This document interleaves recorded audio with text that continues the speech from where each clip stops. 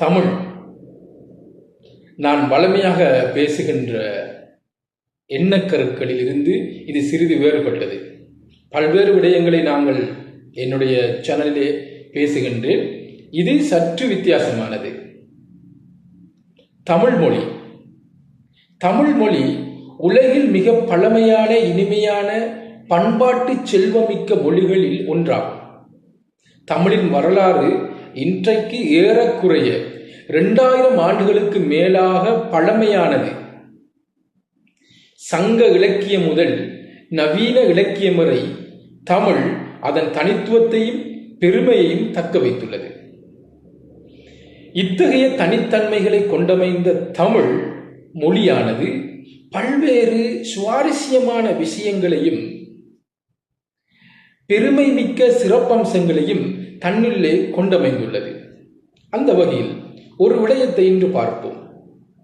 தமிழிலே வே என்று ஒரு எழுத்துண்டு. இந்த எழுத்தின் சிறப்புகளை நாம் பார்ப்போமானால் நாம் நிச்சயமாக ஆச்சரியப்படுவோம். வாருங்கள் பார்ப்போம். இந்த வே என்ற எழுத்துக்கு பொருள் என்னவென்றால் மறைத்து வைத்தல் என்பதாகும். பாருங்கள், அதன் பொருளுக்கு ஏற்ப மறைத்து வருகின்ற அல்லது மறைத்தல் என்ற பொருளை குறிக்கின்ற பெயர்கள் எல்லாம் எங்கே வருகின்றதோ, செயல்கள் எல்லாம் எங்கே வருகின்றதோ, அங்கு இந்த வே என்ற எழுத்து பயன்படுத்தப்படுகின்றது. பாருங்கள், தன்னுடைய சக்தியை மறைத்து மரத்துக்கு வழங்குவதால் தான் அதற்கு வேர் என்று பொருள். தன்னுடைய உடலின் மானத்தை மறைத்து காப்பதால் தான் அதற்கு வேட்டி என்று பொருள். மறைந்திருந்து பார்த்து தகவல்களை பெற்றுக்கொள்வதால் தான் அதற்கு வேவு பார்த்தல் என்று பொருள். மறைந்திருந்து இரையை குறிவைத்து அடிப்பதால் தான் அதற்கு வேட்டையாடுதல் என்று பொருள். தன்னுடைய உண்மை தன்மையை மறைத்து வேஷமிட்டுக் கொள்வதால் தான் அதற்கு வேடம் என்று பொருள்.